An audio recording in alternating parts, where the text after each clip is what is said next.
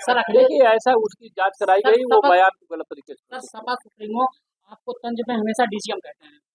देखिए वो अहंकारी लोग हैं ना, श्री राहुल गांधी जी, श्री अखिलेश यादव जी, श्री तेजस्वी यादव जी, ये सोचते हैं कि राजतंत्र है, यहाँ लोकतंत्र है। जनता जिसको आगे बढ़ाएगी, जो जनता ने अवसर दिया है तो हम लोग कर रहे हैं। वो अगर निगेटिव बोलेंगे तो जनता उसका हिसाब कितना करेगी, जितना गाली देंगे उतना कमल खिलेगा। उसका कहना था पार्टी के जो विधायक हैं या अन्य जनप्रतिनिधि हैं वो कार्यकर्ताओं का सम्मान नहीं करते हैं, नहीं, माफिया राज कर रहे हैं। हर कार्यकर्ता हमारा, वो अपने को, मैंने कल कहा वहाँ बैठक में भी कहा है कि डिप्टी सीएम से कम ना समझे। यहाँ जितने भी माननीय मंत्री हैं, विधायक हैं, सब कार्यकर्ताओं के सम्मान के लिए समर्पित। धन्यवाद।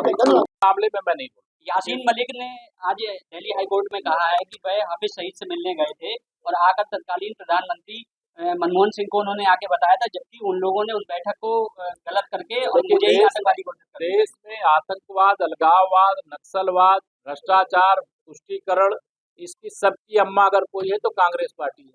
और कांग्रेस पार्टी के इस प्रकार के इतिहास में अनेक कारनामे हैं। उस कारनामे की सजा जनता ने उनको दे दिया है, सत्ता से विदा कर दिया है। सत्ता से विदा होने के बाद ये पानी के बिना जैसे मछली तड़पती है, वैसे ये लोग तड़प रहे हैं। लेकिन इनको 2047 तक के लिए नो वैकेंसी है। न देश में इनको सत्ता मिलने वाली है, न प्रदेश में सत्ता मिलने वाली है। ये मुंगेरी लाल के हसीन सपने देखेंगे, लेकिन आँख खुलेगी तो ये विपक्ष के लायक भी बचेंगे कि नहीं बचेंगे पता नहीं। सर फ्रस्ट्रेशन का शिकार है, अवसाद का शिकार है, मानसिक रूप से बीमार है। वो कभी एटम बम फोड़ने की बात करते हैं, कभी हाइड्रोजन बम फोड़ने की बात करते हैं, कभी भूकंप लाने की बात करते हैं। विनाश के अलावा उनके पास कुछ नहीं है। हम लोग विकास की बात करते हैं, सबका साथ, सबका विकास। लेकिन ऐसे नेता प्रतिपक्ष जो लगातार देश की संवैधानिक संस्थाओं, देश की सेना, देश की अदालतों को, देश के प्रधानमंत्री को, सबको सवाल के घेरे में ऐसे लाते हैं जैसे लगता है कि वह जो करे, भ्रष्टाचार करे तो भी उनके खिलाफ कार्रवाई ना हो तो सही, लेकिन भ्रष्टाचार कोई करेगा तो वो बचेगा नहीं। माननीय प्रधानमंत्री जी ने कहा है, न खाएंगे न खाने देंगे, और जिसने भी खाया है जांच करके वह भी पाई पाई वसूल करके देश और गरीब की भलाई में लगाए। कांग्रेस पार्टी वोट चोरी का कैंपेन चला रही है।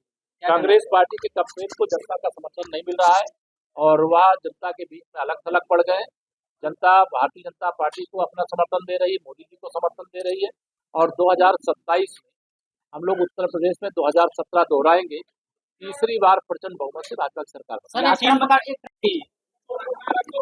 पीलीभीत जनपद की आज जिले की समीक्षा बैठक थी और समीक्षा बैठक में हमारे प्रभारी मंत्री श्री बलदेव औलख जी और हमारे मंत्री परिषद के साथी एक पीलीभीत सदर के विधायक संजय गंगवार जी और हमारे अन्य तीनों विधायक बाबूराम जी, स्वामी प्रभुतानंद जी, विवेक वर्मा जी और हमारे जिला अध्यक्ष जी और यहाँ के सभी जिला के अधिकारियों की उपस्थिति में बैठक हुई और बैठक में कई महत्वपूर्ण निर्णय दिए गए।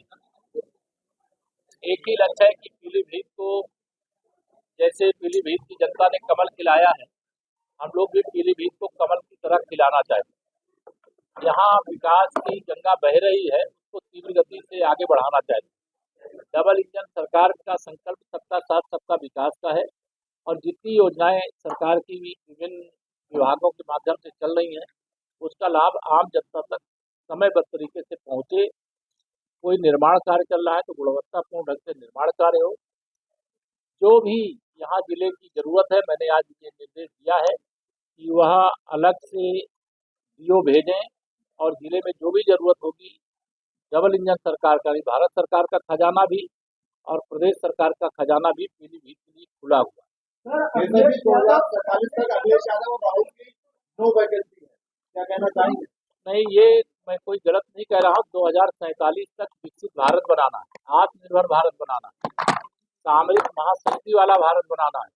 और ये न तो श्री राहुल गांधी जी के बूते की बात है, न श्री अखिलेश यादव जी के बूते की बात है और न उनके इंडी गठबंधन के बूते की बात है। तो माननीय नरेंद्र मोदी जी के नेतृत्व में 11 वर्ष के अंदर हम 13वें नंबर की अर्थव्यवस्था से 4थे नंबर की बने हैं, 3रे नंबर की बनने जा रहे हैं। और यह नो वैकेंसी का जो पूरे देश की जनता की आवाज़ है कि अभी सपा हो, बसपा हो, कांग्रेस हो, बिहार में राष्ट्रीय जनता दल हो, इनको सबको अपने विपक्ष की जो जिम्मेदारी जनता ने दी है उसको ठीक से निभावें। राहुल गांधी ने आज एक्स पे पोस्ट किया है जेएनजी को लेकर, क्या कहना चाहेंगे? एबीपी गंगा, खबर आपकी, जुबान आपकी।